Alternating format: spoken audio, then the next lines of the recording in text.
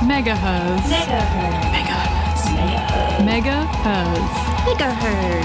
You're listening to Megaherzzz on 4ZZZ. Hello, you're listening to Megaherzzz. My name is Charlotte. My pronouns are she, they. And my name is August. My pronouns are they, them. So thank you for joining us today. I would just like to first start with acknowledging the traditional owners of the land that we're broadcasting from today, the Jagera and the Turrbal people. They are the sovereign owners of the unceded land on which we live and broadcast, and we would love to pay our respect to elders past, present and future. And we stand in solidarity with all First Nations peoples in the fight for justice. Yeah, perfect. Charlotte, I've heard you wrote up some things about the ARIAs. Let's have a chat. Absolutely. So last week the ARIAs were held, celebrating the Australian music industry and all of our wonderful artists. I think in the past these awards have been pretty male-dominated, so I wanted to kind of investigate what female representation was looking like this year. And yeah, we definitely saw some women taking charge this year. So Amyl and the Sniffers, who are fronted by the incredible Amy Taylor, took home the night's biggest prize, which is Album of the Year. And on top of that, the band also won they won the Best Group, Best Rock Album and Best Cover Art. And it's really awesome to see not only a woman-led band taking so many awards, but also a punk band as well, which I feel is not often represented at like kind of mainstream awards shows. Yeah, absolutely. I feel like it's been a while since we've seen as much like acclaim for a punk band as we have for Amyl and the Sniffers. And like, I totally get it. How could you not see Amy Taylor and like be like, I'm obsessed with her. She's everything. Are you kidding? She's absolutely badass. Yeah. And she had a really fantastic acceptance speech that kind of went really viral. Oh, yeah, that was fab. She's my PM. I'd vote for her. Absolutely. You know? And Sarah, who's one of our presenters not here to say, also had an interesting point. They said it's been fascinating to see some of the misogynist and classist backlash Amy has been getting since that kind of speech that went viral. Working class music is made by and for blokes, so how dare she be unapologetically female, bogan and visible? And mind you, no one seems to have anything to say about the other Sniffers, so I guess it's okay for them to keep rocking. Yeah, true. All of the backlash is directed at Amy, which is unfortunately unsurprising, but yeah, she's just incredible. And it's hard having to see her like having to face the brunt of this when people are so like, people aren't used to seeing this like fabulous girl at the front of a punk band, you know? Like, absolutely. And I think the class kind of stuff comes into it. You know, she said raise $1, $1 million, all that kind of stuff. And I think people are like, oh my God, don't dare say that from a famous musician. Yeah, absolutely. I mean, you look at even like the openers that they had on their last like tour. They had like Bob Vylan and Miss Kanina. Like these, like Amyl and the Sniffers is an unabashedly political like act, and I think people aren't used to that which is weird because that's what punk is. Yeah, that is the origins of punk. It's a political kind of 100%. protest. Yeah, but people aren't used to that being so like in the limelight, and particularly coming from this woman who unabashedly has like insane stage presence and a stage like glitter. She gets on and it's like, you know, listen, I'm not wording this well. That's you know okay. what I'm talking She's about. She's a badass. And Exactly. We do love that. We also had, so in other female representation news, so the night's most nominated artist was actually Ninajirachi, who had a record-breaking 8 nominations. So she ended up with 3 wins, including Breakthrough Artist, Best Independent Release, and Best Solo Artist. Yes, I love Ninajirachi so much. Oh my God. She is incredible. She blends hyperpop and EDM in such like a fun and refreshing way. And if any of you out there have not listened to her album I Love My Computer, you need to get onto that because it is like, it's incredibly nostalgic, and she brings in like so many nostalgic themes whilst making something that is incredibly new and incredibly fresh. And I can't sing her praises highly enough. Absolutely. And I feel like producing is definitely an area that is still really male dominated. Obviously the whole music industry is, but I think that is in particular an area where we need more female representation. So it was really cool that, you know, her talent in the studio was being recognised. 100%. Some of the other significant wins for women include Missy Higgins taking out Best Adult Contemporary Album for her recent album, which is all about divorce and single motherhood, which is kind of celebrating the complexities of womanhood, which is really lovely to hear. Yeah. And then we had some wins for Megaherrzz's favourite artist, which is Barkaa in the hip-hop and rap genre, and then Thelma, Plum and pop. We definitely need to see more First Nations representation in our awards industry in general, but I'm really glad to see these really wonderful women being recognised for their fantastic work. Yeah, of course. And then, did you see Thelma Plum's the corset top that she wore for the performance? That was like, "You wouldn't steal a country." Yeah. Oh, or you wouldn't steal our land. So you wouldn't steal our lands. Fantastic. Again, like another example of just women being unapologetically like political at these events, where I think maybe it's sometimes taboo. Yeah, particularly when this year was sponsored by Spotify, wasn't it? And then there was a bunch of outrage about that because the CEO of Spotify, Daniel Ek, he's funding like AI military stuff, and which like, damn, you're really getting all the evil things and just combining them. What the hell? What's the most evil thing I can do? I'm gonna do this. He's maxing out that level. It's like, Jesus, okay. There's been a lot of backlash about that. I believe it's Gut Health. They Melbourne-based band, they were nominated for an award, I forgot which one, but they put out a big statement on their Instagram saying that they weren't going to go because it was so interwoven with Spotify. Oh, wow.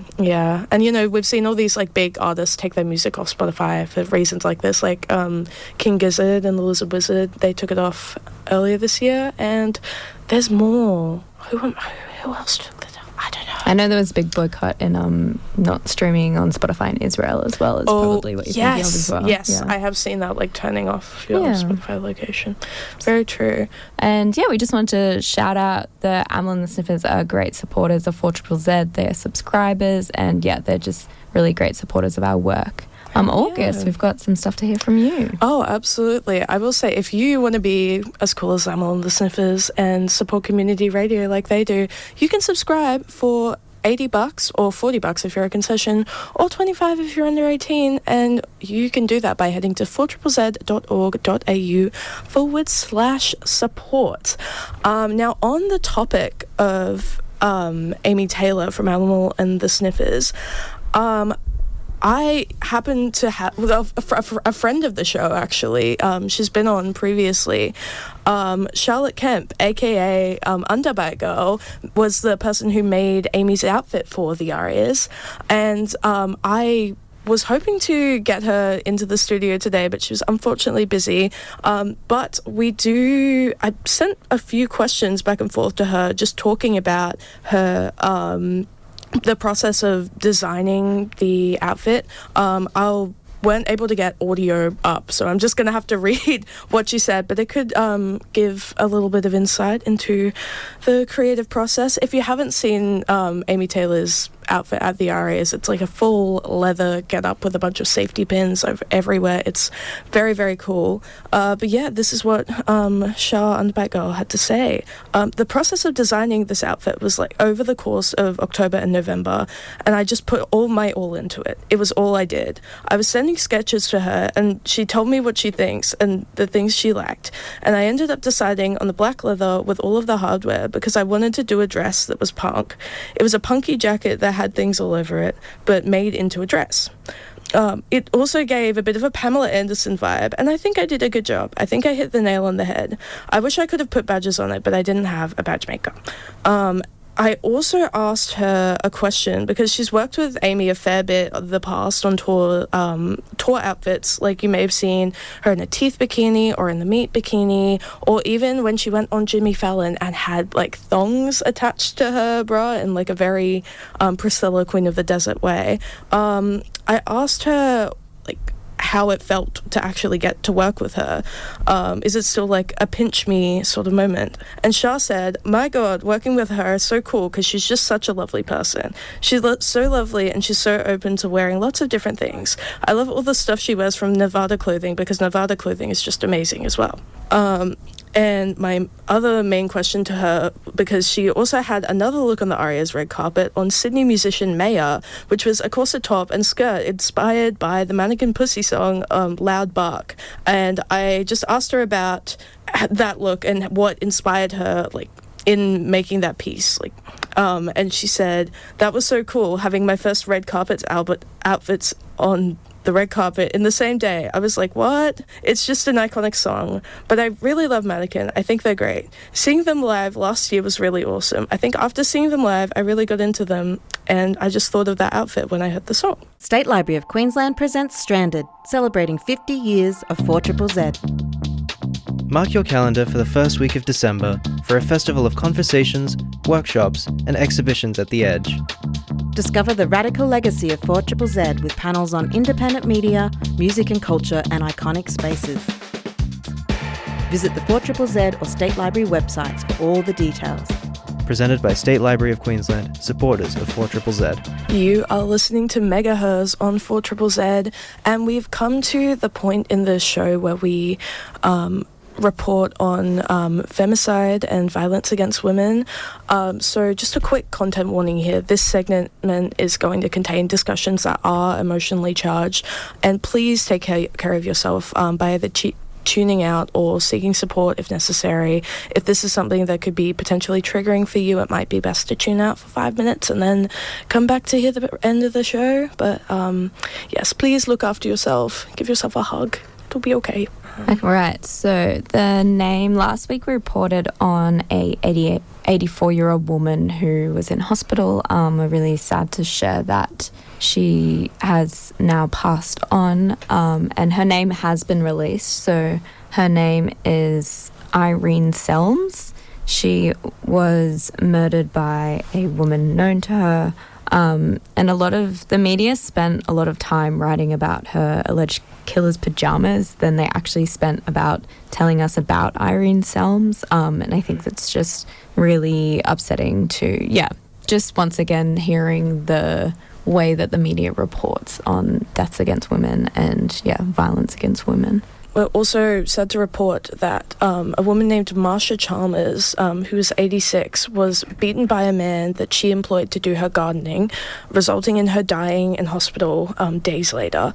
Marsha was a decorated Navy veteran, having spent over 30 years of her life in the Navy, and was even the last captain of the Women's Royal Australian Naval Service, which has now been dissolved and is just a part of the Royal Australian Navy. Yeah, she was a very respected member of the Navy, and the traditional media's treatment of femicide. The Daily Telegraph did a story about Marsha's death, and we only found out about Marsha being a decorated Navy veteran in the 23rd of the 25th paragraphs. They spent the rest of it focusing on her murder and the perpetrator, which is just so damaging to hear. But yeah, this is the 62nd Australian woman killed in 2025, and the 167th woman lost to gender-based violence since the beginning of 2024. In other news in gender-based violence, the ABC reported that hundreds of women dressed in black held a 15-minute lie-down protest in Johannesburg, South Africa,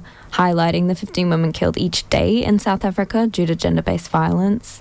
Similar actions took place nationwide as activists called attention to the country's femicide crisis. South Africa, while putting forward a progressive agenda on gender issues during the G20 presidency, has a femicide rate that is 5 times higher than the global average, according to UN Women. In response, the government on Friday declared gender-based violence a national disaster, a move that orders authorities to take action and dedicate resources to combat it. Just really awful things to hear, but it is always, I think, while it's sad, quite inspiring to see the work that women do globally to, attempt to fight this awful kind of epidemic that's happening globally. 100%. Yeah, it's incredibly important. And if you or someone you know is affected by violence against women or any form of violence, the domestic violence hotlines, the support line is 1-800-RESPECT, 1-800-737-732. The DV Connect Women's line is 1-800-811-811, and the DV Connect Men's line is 1-800-600-636.